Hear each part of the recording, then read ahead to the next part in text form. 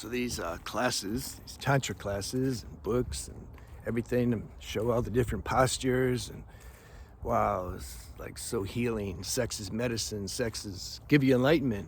Yeah, yeah.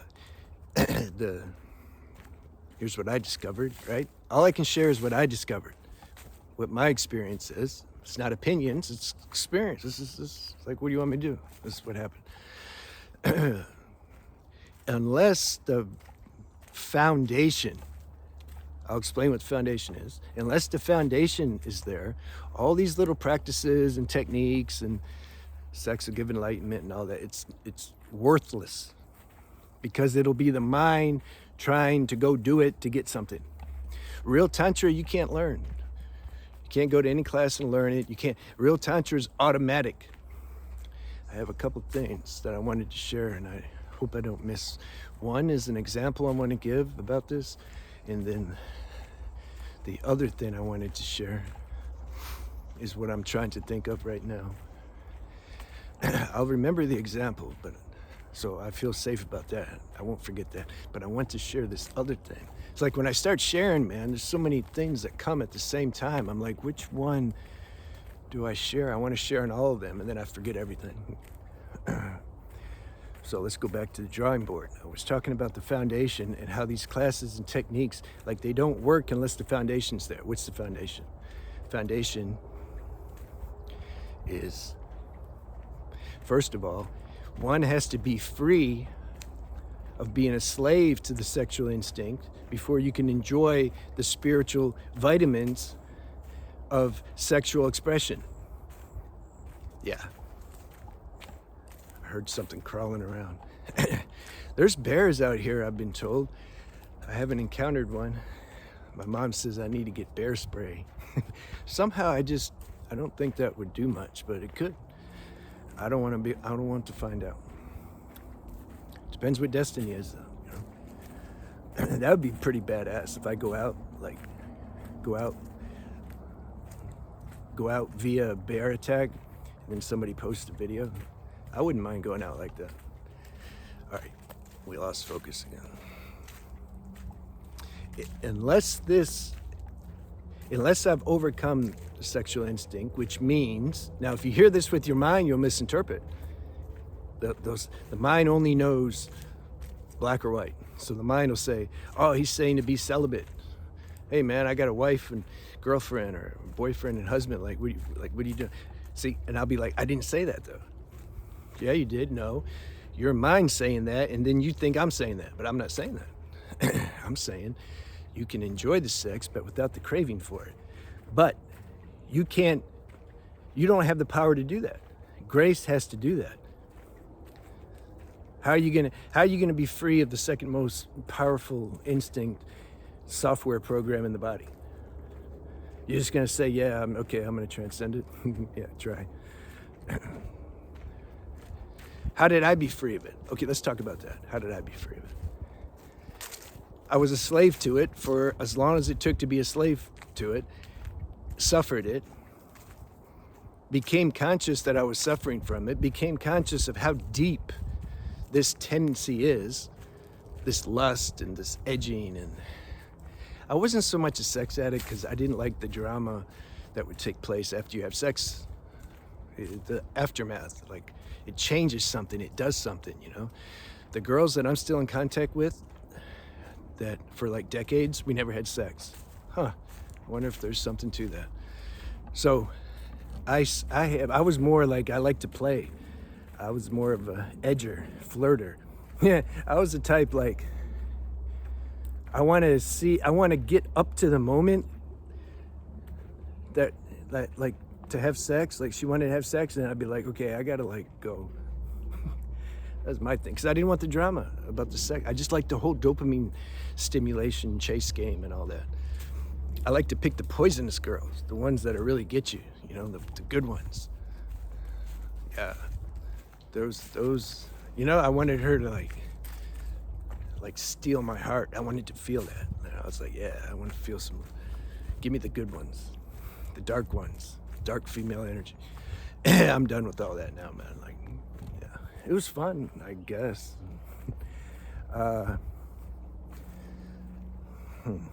So I had to suffer it, and then I had to see, like, whoa, I can't stop this.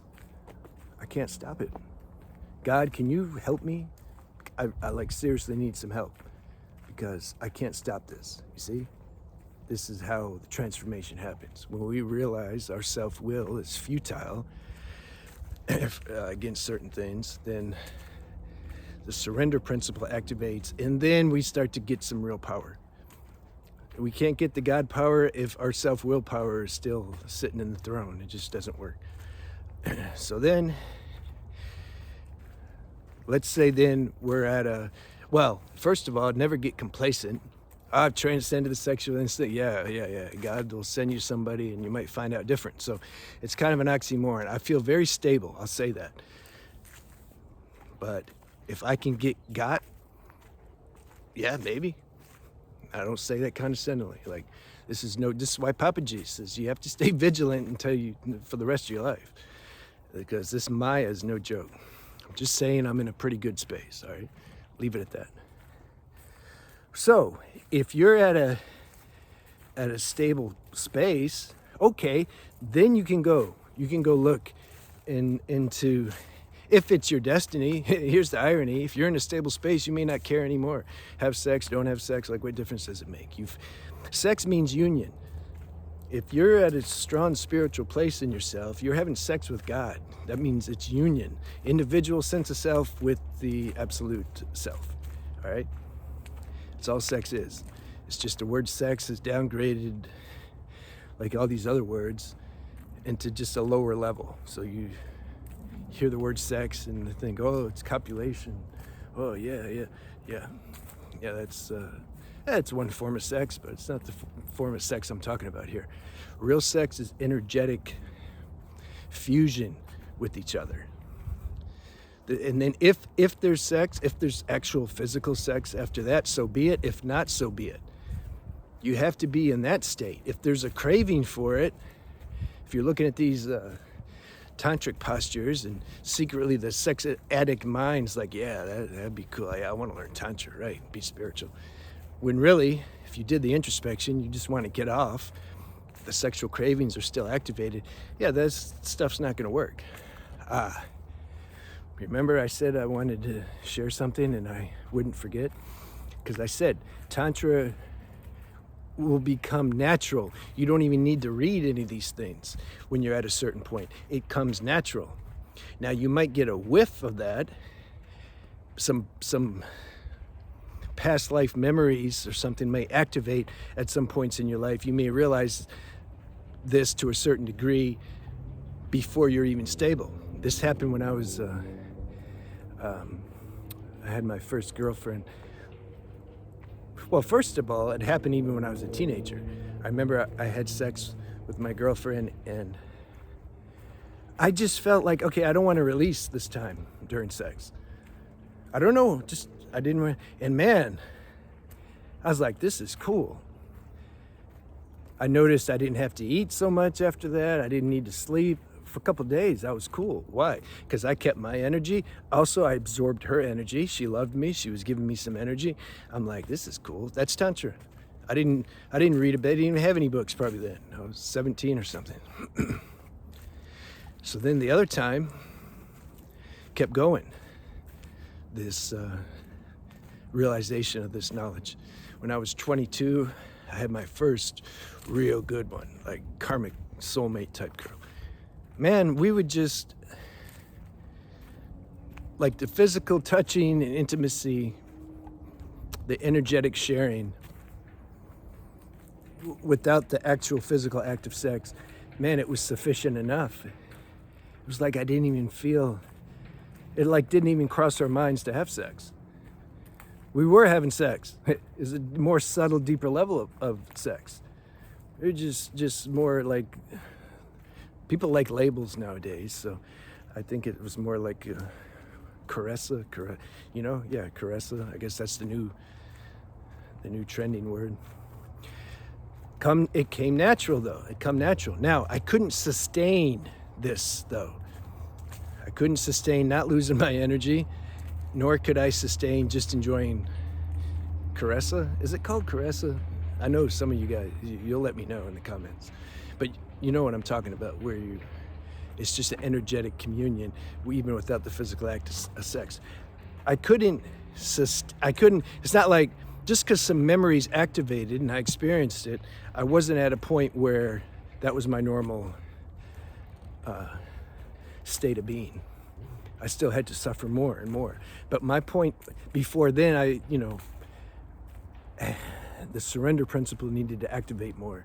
And I needed to be done with all these desires and all these little fantasies and things, and see that it just makes me feel worse. I had to be done with all that. Start to realize I can't be done with it with my power, and then start to get deeper into this conscious contact with God, basically. So then you reach a point of stability. But then, like I said, it can be intruders. It can be, you may not even want to have sex. That's the whole point, though. You can have it or not. Now, some people, they share, when I talk about these subjects, they're like, oh, but I'm married and you're telling me not to lust. And I said, yeah, I'm telling you not to lust. But like, what do you think? You have to lust in order to have sex with your wife? It's because they don't understand this subtle energetic communion that I'm talking about. That's the real interrelationship between sex and spirituality. You basically start to, you're not having sex with your wife as a person. You're like, don't see that. If you're connected with her, you're connecting with the divine in her. And those aren't just words.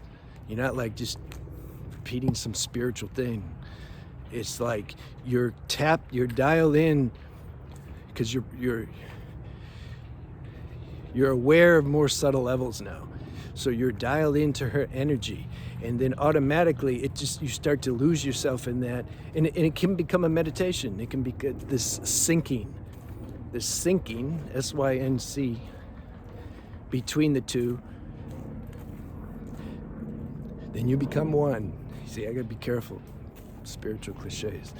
But anyway, that's the benefit or the potential experience you can have during sex. But both partners have to be on point. Or let's say you're a guy and you're on point. I hope the girls don't get sensitive. Okay, let's say it's the girl. She's on point and the guy's not. If it's like some villager, some pure innocent guy who's just surrendered totally to you, that's also good enough. What you don't want is ego and arrogance. A partner like that, you can't experience this with. I want to finish up with this example. There was a girl I liked some years ago, and we ended up, I remember the day we became girlfriend, boyfriend. She started it. So she kissed me, and I've always been a pretty good kisser. Just, I don't try to be, but I think it's because I'm not trying. Yeah. I remember I had a girlfriend, she said, why can't you be like you are during sex when we're together? And I think she was referring to this, it was more of a let go and a humility and an openness. That just kind of activated natural with me when I had sex. So when this girl kissed me, this some years ago, the one I said she started it, I did that because I liked her. I felt, and so when I like you, then that happens automatically. But I noticed she didn't do that. She was like holding. She was a great actress. They probably could have cast her in some movie, and she would look good on screen kissing, but that let go wasn't there. I felt that. I remember that. I didn't say anything. I should have. Okay, so that let go, that's the point. If that let go is in both partners, then you can experience, this is a good thing to end with. You can experience the interrelationship between sex and spirituality. That's what it is. It's a let go. It's not learning the right postures and techniques and all this mind nonsense that the world's obsessed with. The world thinks it's going to learn all the important things you can't learn with your mind. That's the thing. But yet everybody's trying to learn them with the mind. Enlightenment, tantra. And yeah, it's a funny time and age we're living in. I'm glad that we're not here. Well, that I'm not here so long. That would, wouldn't that suck? You just be like stuck here forever. Deal with the bots every day forever. Yeah. All right, I'm out. See you.